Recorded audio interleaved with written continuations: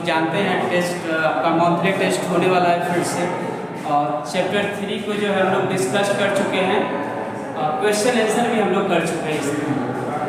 तो अब हम लोग इसको जो है कि रिवाइज करेंगे। यहाँ पर चैप्टर 3 को जो है हम लोग यहाँ पर रिवाइज करेंगे आज।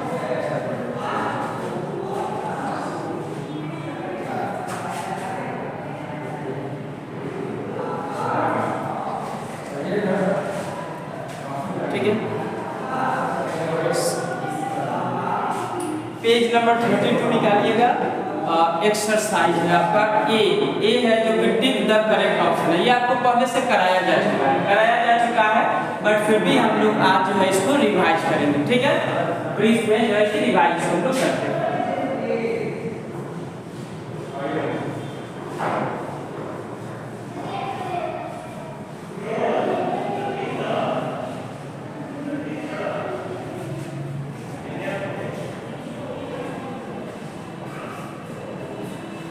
Correct option. इसका फर्स्ट क्वेश्चन है which of the following actions should you take when treating a burn injury. ठीक है, अगर किसी पर्सन को बर्न इंजरी है, मतलब कि कोई उसका बॉडी पार्ट जो है कि वह बर्न हो चुका है, जल चुका है, तो वैसे कंडीशन में, वैसे केस में जो है कि हम लोगों को क्या करना चाहिए। तो इसके लिए जो एप्रोप्रिएट आंसर होगा, ऑप्शन होगा, वह आपका डी ऑप्शन होगा, जिसमें लिखा हुआ है run cool water over the burn. मतलब ये है कि अगर कोई पर्सन का बॉडी पार्ट बर्न हो चुका है तो उस बर्न पार्ट के ऊपर, जले हुए पार्ट के ऊपर हम लोग कूल वाटर, ठंडा वाटर जो है उसके ऊपर डालेंगे। तब तक डालेंगे जब तक कि उसको पेन इज, मतलब पेन से जो है कि उसको थोड़ा रिलीफ ना मिले, तब तक राहत ना मिले, तब तक जो है उसके ऊपर कूल वाटर जो है कि हमको डालना है। अब ऑप्शन, इसी क्वेश्चन का ऑप्शन ए ये कह रहा है कि remove any clothing stuck to the burn area. इसको आप टिक नहीं कीजिएगा, डी ऑप्शन सही है इसका, ए हम प्रेफर नहीं करेंगे। एक ऑप्शन ये बोल रहा है कि अगर कोई हमारा बर्न पार्ट है, जला हुआ कोई हिस्सा है और उस जले हुए पार्ट में क्लॉथ जो है स्टक हो चुका, फंस चुका है वहां पर जला, और वहीं के अंदर में जो है कि क्लॉथ जो है कि कपड़ा का कुछ पार्ट्स, कुछ टुकड़ा उसमें फंस चुका है, तो क्या उसको रिमूव करना चाहिए। तो ये आपका गलत आंसर, मतलब गलत ऑप्शन हो जाएगा। हमें रिमूव नहीं करना होता, क्योंकि अगर हम रिमूव करेंगे वह बर्न हो चुका है, जल चुका है, काफी सेंसिटिव पार्ट वो बन चुका है। वैसे कंडीशन में क्या होगा कि वहां पर इंफेक्शन होने की चांसेस बढ़ जाएगी। इसलिए फर्स्ट ऑप्शन को हम प्रेफर नहीं करेंगे, डी ऑप्शन को हम प्रेफर करेंगे। तो फर्स्ट क्वेश्चन का कौन सा ऑप्शन हो जाएगा आपका, तो फर्स्ट क्वेश्चन का जो होगा वह डी ऑप्शन जो है कि हो जाएगा।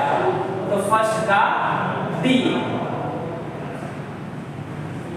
Second question, what is the first step in treating a small cut. अगर स्मॉल कट है, थोड़ा सा कहीं पे अगर हमारा ऑर्गन कोई पार्ट जो है कि कट जाता है, तो उस केस में हमें फर्स्ट स्टेप में क्या करना चाहिए। तो clean the wound with soap and water. हम इसमें ऑप्शन बी को प्रेफर करेंगे कि अगर कोई कटा पार्ट है उसको सबसे पहले उसको प्रेस करके जो है कि हम ब्लीडिंग को रोकते हैं, तो ये तो ऑप्शन आपको दिया नहीं है, तो इसलिए इसमें हम बी ऑप्शन को लेंगे कि clean the wound with soap and water. ठीक है, एक बार ब्लड जो है ब्लीडिंग रुक जाए तो हम उसको जो है सोप वाटर से उसको साफ कर सकते हैं, उसके बाद में उसके ऊपर बैंडेज वगैरह का यूज कर सकते हैं, हैंडी प्लास्ट का हम यूज कर सकते हैं। तो बी ऑप्शन जो है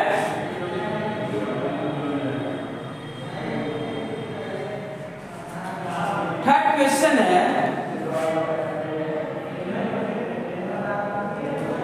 what is a common treatment for a sprain. ठीक है, हम लोगों को स्प्रेन के लिए अगर कहीं पे स्प्रेन आ गया, कहीं पे मोच आ गया, तो उस मोच के केस में जो है कि कॉमन ट्रीटमेंट क्या होगा। तो इसका जो ऑप्शन लेंगे हम लोग बी ऑप्शन को लेंगे, apply ice to reduce swelling. हम लोगों को जहां पर भी स्प्रेन आया हुआ है, मोच आया हुआ है, तो उस पार्ट के ऊपर जो है हम लोग क्या करेंगे स्वेलिंग है, जो फुला हुआ पार्ट है, जो सूजन आया हुआ है, वो रिड्यूस हो सके, कम हो सके। So we prefer option B.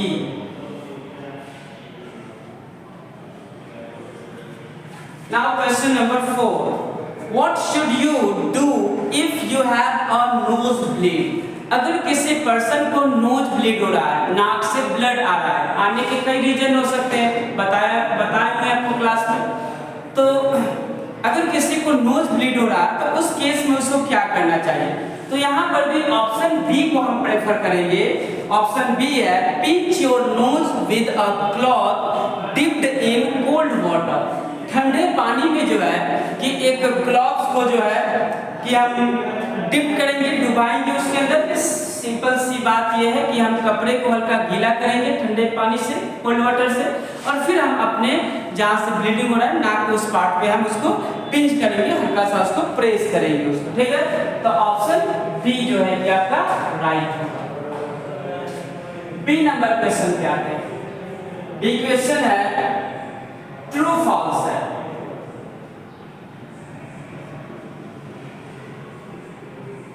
True false. First question है, an antiseptic cream is used to stop the bleeding of a wound. क्या जो एंटीसेप्टिक क्रीम होता है, क्या वह ब्लीडिंग, किसी वुंड से, किसी घाव से अगर ब्लीडिंग हो रहा है तो क्या उस ब्लीडिंग को रोकने के लिए आप एंटीसेप्टिक क्रीम का यूज करते हैं? तब तो ये गलत स्टेटमेंट है। गलत इसलिए है कि एंटीसेप्टिक क्रीम जो होता है इसका यूज हम लोग जो है कि बैक्टीरिया वगैरह जो है वह उसके ऊपर अटैक न करे, बैक्टीरिया इंटर न करे, वायरस इंटर न करे उस वुंड के ऊपर, इसके लिए हम एंटीसेप्टिक का यूज करते हैं। हम ब्लीडिंग को रोकने के लिए एंटीसेप्टिक का यूज नहीं करते हैं। तो फर्स्ट जो क्वेश्चन होगा वह आपका फॉल्स आंसर इसका हो जाएगा, ठीक है बुआ?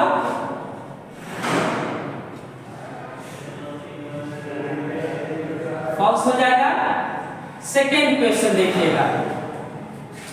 सेकेंड क्वेश्चन है, if beaten by a snake one should move around the radius the spread of venom. अगर किसी पर्सन को स्नेक ने बाइट कर लिया, सांप ने उसको डंक मार दिया, सांप ने काट लिया, तो क्या उसको मूव अराउंड, उसको चारों तरफ एकदम तेजी से दौड़ना चाहिए क्या? बिल्कुल गलत आंसर है, ऐसा हमें नहीं करना चाहिए, ठीक है। तो इसका आंसर क्या हो जाएगा आपका? फॉल्स हो जाएगा। लेकिन आपसे अगर पूछा जाए कि ऐसा क्यों नहीं करना चाहिए, अगर किसी को स्नेक बाइट किया है तो हमें क्यों नहीं दौड़ना चाहिए, उसको क्यों नहीं दौड़ना चाहिए? तो आंसर ये है कि अगर हम दौड़ेंगे, वहां पर मूव करेंगे, तो उस केस में हमारा जो ब्लड पंप होगा वो काफी तेजी से होगा। हार्ट जो है ब्लड को काफी तेजी से पंप करेगा, बॉडी में तेजी से फैलाएगा। तो वैसे केस में क्या होगा कि वो जो वेनम होगा वह ब्लड के साथ मिलकर के तेजी से हमारे पूरे बॉडी के अंदर स्प्रेड हो जाएगा और वह पर्सन की जल्दी डेथ हो सकती है, ठीक है। इसलिए हम लोगों को काफी शांत रहना चाहिए। उस समय में कोशिश ये करना है कि वह वेनम पूरे बॉडी के अंदर न फैले, ठीक है। इसके लिए थोड़ा जहाँ पे काटे हुए होगा उसकी जस्ट ऊपर हम लोग बाइंड कर सकते हैं, बांध सकते हैं, ठीक है। तो इसका आंसर आपका फॉल्स हो जाएगा।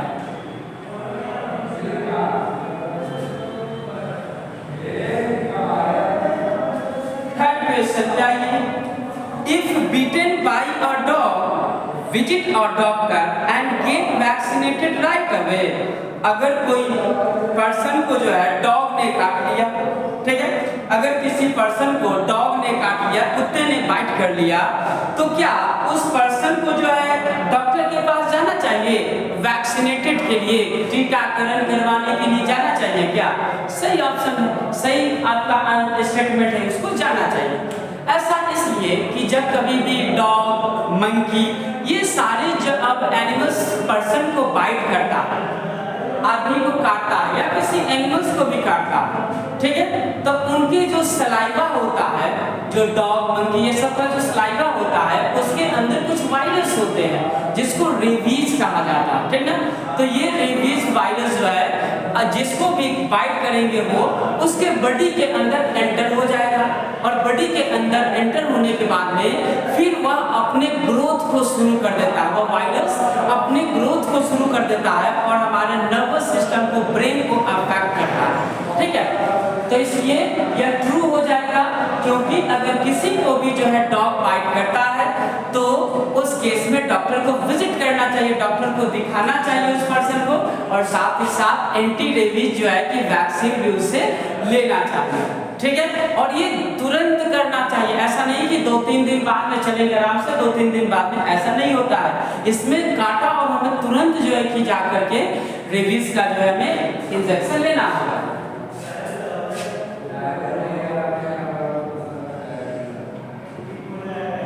ठीक है, आइए हुआ 4th नंबर क्वेश्चन पे।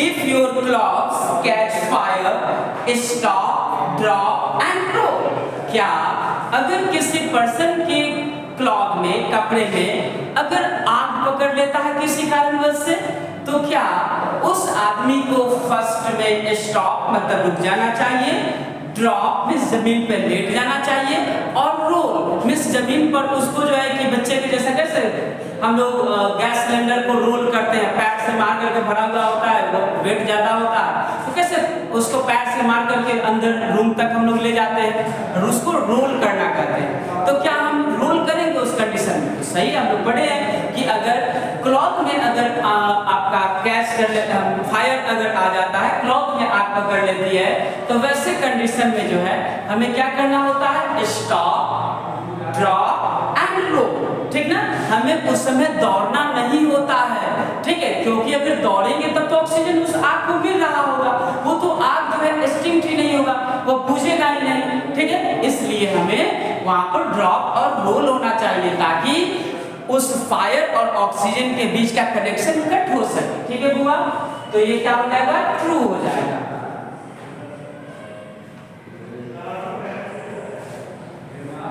ठीक है, 5th क्वेश्चन पे आइए। पेन किलर्स तो जानते हैं, that medicine would reduce pain, वैसी दवा विच रिड्यूस, जो आपको पेन को, दर्द को ईज करता है, कम करता है, या रिड्यूस करता है, कम करता है। ठीक है, तो pain killers can be used to help reduce pain after an insect sting. क्या पर्सन को पेन किलर का यूज करना चाहिए क्या? अगर कोई इंसेक्ट जो है कि कोई कीड़े जो है कि अगर बाइट्स कर लेता है, काट लेता है, तो क्या उसको पेन किलर का यूज करना चाहिए? पेन को, दर्द को रिड्यूस करने के लिए, पेन को कम करने के लिए क्या करना चाहिए? पेन किलर का यूज ऑफ कोर्स करना ही चाहिए। ठीक है, तो हमारा ये भी क्या हो जाएगा, स्टेटमेंट ट्रू स्टेटमेंट हो जाएगा, बिल्कुल सही स्टेटमेंट है। उस पर्सन को जो है पेन किलर का यूज करना चाहिए, समझे? चलिए नेक्स्ट आते हैं सी क्वेश्चन पे आते हैं।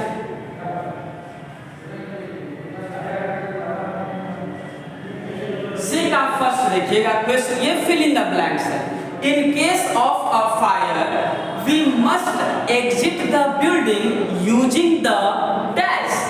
अगर किसी बिल्डिंग के अंदर आग पकड़ लेता है तो उस पर्सन को क्या चीज से बाहर निकलना चाहिए? उसको लिफ्ट से बाहर निकलना चाहिए या स्टेयर्स, सीढ़ी का यूज करके बाहर निकलना चाहिए? तो ये तो डिस्कस कर चुके हैं हम लोग कि उस पर्सन को स्टेयर्स, STAIRS, स्टेयर्स का यूज करके, मींस सीढ़ी का यूज करके उसको बाहर निकलना चाहिए। ठीक है बुआ,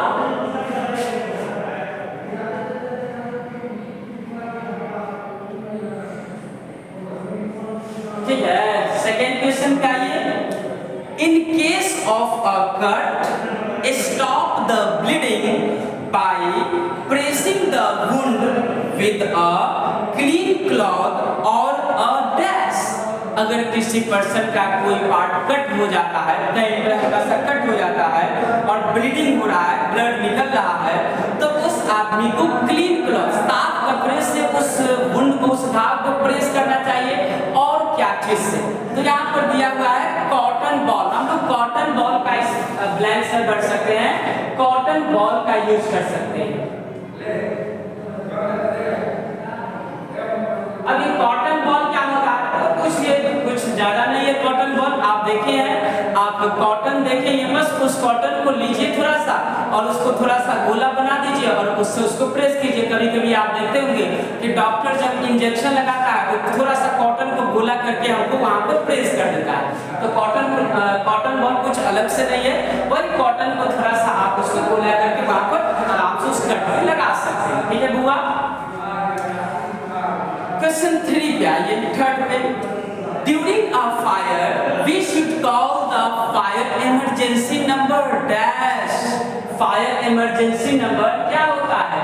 अगर कहीं पे बहुत ही ज्यादा लेवल पे आग लग गई हो तो उस केस में हमें इमरजेंसी नंबर तो कॉल करना ही होगा इमरजेंसी नंबर पर। और वो इमरजेंसी नंबर क्या होता है? तो 101 मीन्स 101। ठीक है। क्वेश्चन 4 पे आते हैं हम लोग। If someone gets bitten by a snake, it is important to tie a cloth tightly dash the wound. अगर किसी पर्सन को स्नेक ने बाइट कर लिया, सांप ने काट लिया, तो उस पर्सन को जहां पे बाइट किया है, जहां पर स्नेक ने बाइट किया है, सांप ने काटा है, तो उस वुंड, उस घाव के डैश मतलब नीचे या ऊपर जो है कि क्लॉथ से या किसी भी चीज से बांधना चाहिए।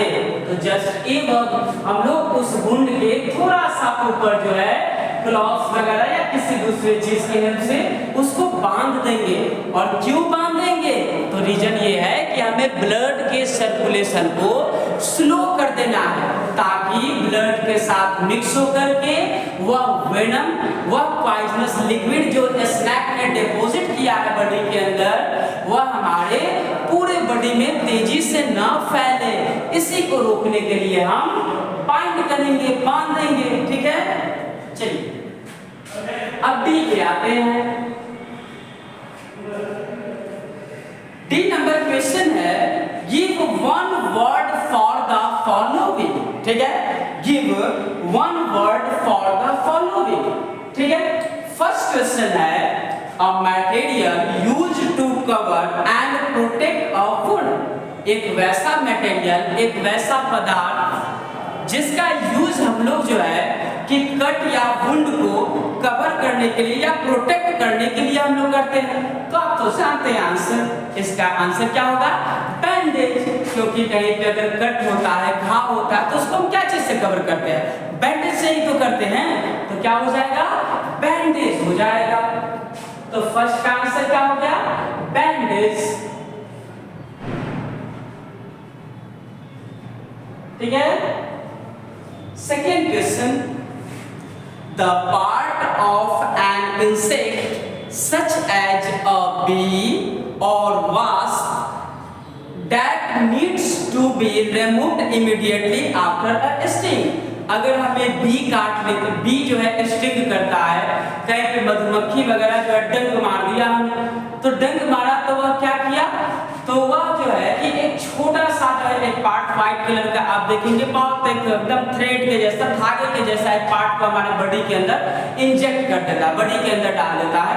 उसी के अंदर जो होता है आपका फॉर्मिक एसिड या मेथनोइक एसिड होता है। ठीक है, तो वह उसको हम लोग क्या करते हैं, जिसको हमें उससे रिमूव करना होता है तुरंत, तो उसे हम लोग स्ट्रिंजर करते हैं। ठीक है, स्ट्रिंजर।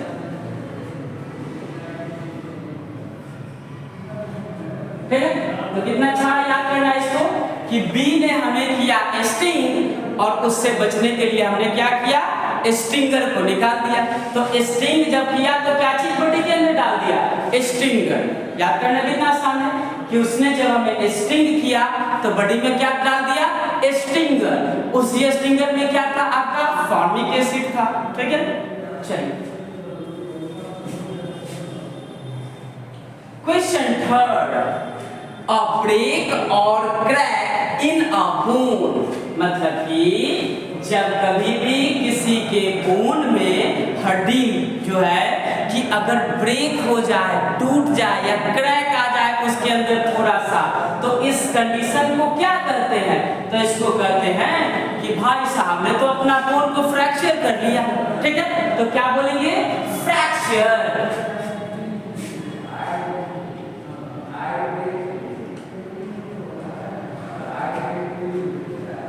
ठीक है, अब क्वेश्चन 4 भी थोड़ा देख लेते हैं। A material used to put out fires caused by electrical appliances। ठीक है, अगर कहीं पे इलेक्ट्रिकल अप्लायंसेस, विद्युत से चलने वाले जो उपकरण होते हैं, जो भी करंट से चलने वाला जो भी आपका उपकरण होता है, फैन, एसी, बहुत सारे उपकरण हैं, तो अगर उसमें जो है कि फायर पकड़ता है, आग उसमें पकड़ लेता है, तो उस आग को खत्म करने के लिए या बुझाने के लिए हम क्या चीज का यूज कर सकते हैं? तो सैंड का यूज कर सकते हैं, या फायर एक्सटिंग्विशर का भी हम लोग यूज कर सकते हैं। ठीक ना, सैंड और फायर एक्सटिंग्विशर का हम लोग यूज कर सकते हैं। अब याद रखिएगा कि वहां पर पानी नहीं डालना है, क्योंकि अगर हम पानी डालने गए तो क्या हो जाएगा? उस पानी के अंदर जो है कहीं कंडक्टर के जैसा काम किया तो उस पर्सन को इलेक्ट्रिक शॉक लग सकता है, बिजली का बढ़िया वाला झटका लग सकता है, तो बेचारा आग जो है कि बुझाने के चक्कर में करंट खा बैठेगा। इसलिए वाटर तो हमें डालना ही नहीं होता है। ठीक है, तो ये था आपका। तो आज ABCD हम लोग किए हैं, इतना काफी है। उसके बाद में जो है कि कुछ हम आपको NSO से भी कराते हैं, क्योंकि NSO से आपका ज्यादा क्वेश्चन उससे भी रहेगा। ठीक ना, बहुत क्वेश्चन उससे भी है। ठीक है, तो उससे भी याद रखिएगा। कुछ थोड़ा सा रिवाइज कर लेते हैं कि अगर आपको वर्टिब्रेट्स और इनवर्टिब्रेट्स के बारे में बताया गया था। ठीक है,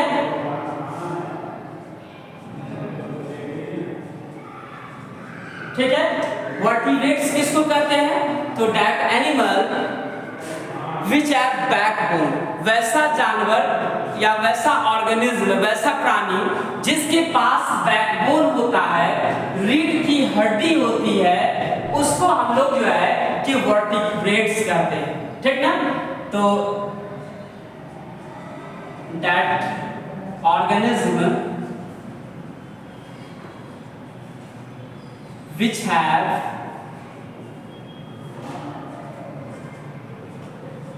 backbone, which have backbone, backbone का मतलब रीढ़ की हड्डी। ठीक है, और बैकबोन आप तो पढ़े थे कि बैकबोन में छोटे छोटे कितने छोटे छोटे बोन से मिलकर के बना 33 आप पढ़ेंगे, वर्टिब्रा हम लोग बोलते हैं।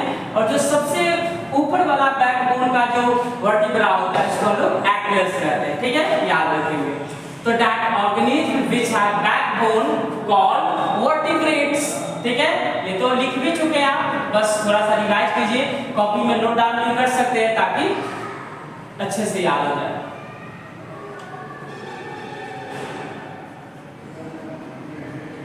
ठीक है, एग्जाम्पल अच्छे से याद रखिएगा।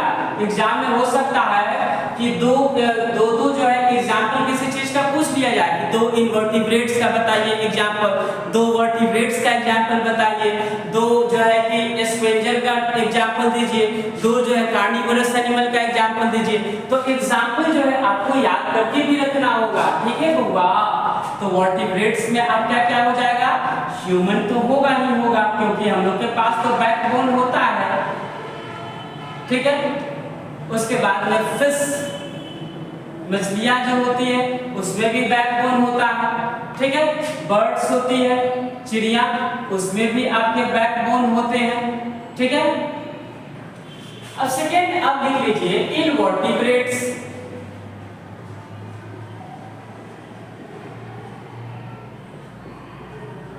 इनवर्टिब्रेट्स का मतलब होता है अकशेरुक जीव, मतलब वैसा ऑर्गेनिज्म जिसके पास जो है कि बैकबोन नहीं होता है। ठीक ना, जिसके पास बैकबोन नहीं होता है, रीढ़ की हड्डी नहीं होती है, उसको इनवर्टिब्रेट्स कहा जाता है। That organism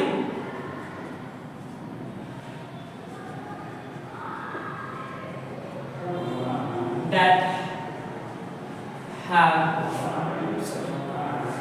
which have absence fact। ठीक है, एग्जाम्पल इसका आप लिख सकते हैं insect,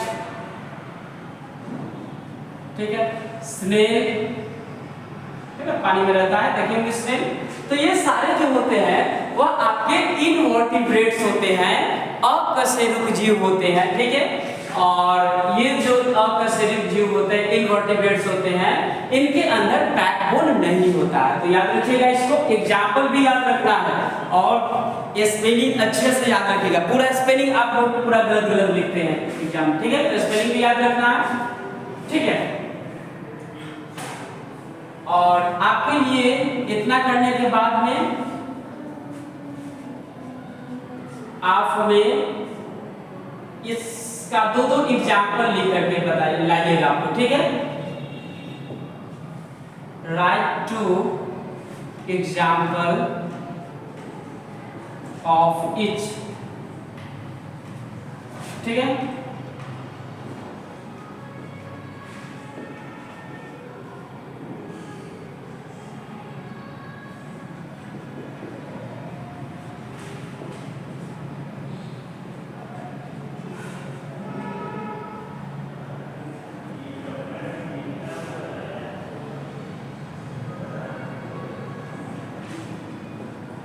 Carnivorous animal, herbivorous animal,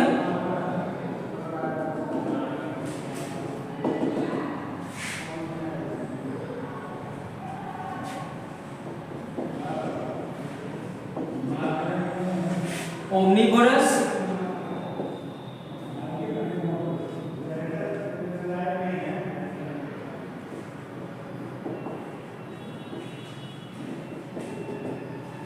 omnivorous का दो एग्जाम्पल, ठीक है, स्पेनियल,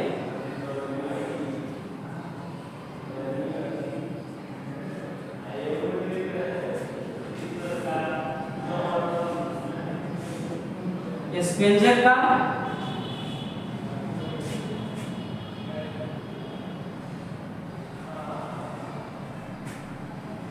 ठीक है। यो आप दो एग्जाम्पल ये सारे का लिख करके आप लाइएगा, ठीक ना। आज के लिए काफी हो जाएगा, बहुत लंबा हो जाएगा वीडियो, तो इतना आप करके अच्छे से याद करके लाइए, क्योंकि आप लोग बहुत कम मार्क्स लाए हुए थे, ठीक है। और स्पेलिंग एरर बहुत ज्यादा आप लोगों का था, तो अच्छे से स्पेलिंग भी याद रखिएगा और बढ़िया से जो है याद करके भी। आपके पास 2-3 दिन टाइम का टाइम है, एक ही चैप्टर है, एनएसओ का एक है, चैप्टर नंबर 2 और साइंस का चैप्टर नंबर 3, तो आप अच्छे से याद करके इसको लाइएगा, ठीक है।